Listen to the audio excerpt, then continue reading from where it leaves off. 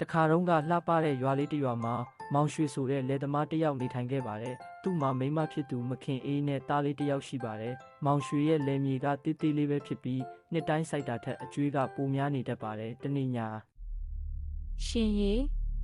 ဒီလမှာအကျွေးရှင်လာမယ်ဆိုတာကြားတယ် ဟုတ်တယ်ဒါပေမဲ့အကျွေးပြန်ပေးဖို့ကလက်ထဲဘာမှမရှိဘူးအကျိုးမပေးနိုင်လဲလိမ်မပြောဘူး နောက်နေ့မှာအကျွေးရှင်ကိုပါတင်လာပါတယ် မောင်ရွှေဒီနှစ်အကျွေးပြန်ပေးနိုင်ပြီလားမပေးနိုင်သေးပါဘူးကိုပါတင်ဒါပေမဲ့လဲထွက်လာရင်အရင်ဆုံးပြန်ပေးမယ် ။ကိုပါတင်ကခဏတိတ်နေပြီး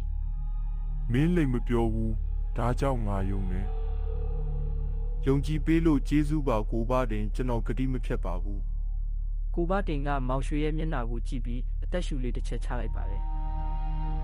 ကောင်းပြီဒီနှစ်မိုးတရာဒီလောက်အချိန်ပေးမယ်ဒါပေမဲ့ကြိုးစားတော့ဟုတ်ပါတယ်မပြင်းမဲ့လုပ်ပါမယ် ။ကိုပါတင်ပြန်သွားပြီးနောက်မောင်ရွှေအိမ်ပြန်ရောက်တော့မခင်အေးကပြောတယ် ကိုပါတင်ဘာပြောသွားလဲရှင် အချိန်ပေးလိုက်တယ်ဒါပေမဲ့ငါတို့ပိုကြိုးစားရမယ် ။နောက်နေ့ကစပြီးမောင်ရွှေမနက်စောကြီးထပြီးလယ်မြေကိုတန့်ရှင်းစေမြေညိုးတွေဖယ်ရှားပြီးအပင်တိုင်းကိုစိတ်ရှိရှိနဲ့စိုက်ပျိုးခဲ့ပါတယ်။တရက်ညနေပိုင်းချိန်လေးမှာမခင်အေးကပြောတယ် ရှင်တော်တော်လေးပင်ပန်းနေလောက်ပြီနော်ရှင်ပင်ပန်းတာကျမစိတ်မကောင်းပါဘူး ။ပင်မန်းတာခဏပါသူတစ်ပါးကိုလိန်ညာနေရင်စိတ်ပင်ပန်းမယ်။မိုးရာသီရောက်လာတော့မိုးကအံ့ဩဖွယ်ကောင်းကောင်းရွာလာပြီးလယ်မြေကစိမ့်လန်းလာပါတယ်လယ်ထွက်တဲ့နေ့မခင်အေးရေဒီနှစ်ငါတို့လယ်ကအရန်ကောင်းတယ်ဟေး တမတမတ်ကြောင့်ပါရှင်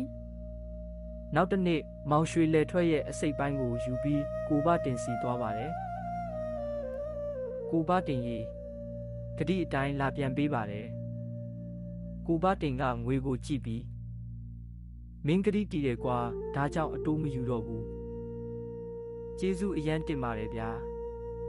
အဲ့ဒီနေ့ကစပြီးမောင်ရွှေမိသားစုဟာအကျွေးကနေလွတ်မြောက်လာပြီးရွာထဲမှာယုံကြည်ရတဲ့မိသားစုတစ်စုဖြစ်လာခဲ့ပါတယ်မောင်ရွှေရဲ့စူးစမ်းမှုကရွာမှာရှိတဲ့လူတွေကိုပညာပေးခဲ့တဲ့စူးစမ်းရင်ဘာမဆိုလုပ်နိုင်တယ်ဆိုတာသူတို့သိလာတယ်အဲ့ဒါကြောင့်ဆင်းရဲမှုကခဏပဲရိုးသားမှုကတစ်သက်လုံးတန်ဖိုးရှိတယ်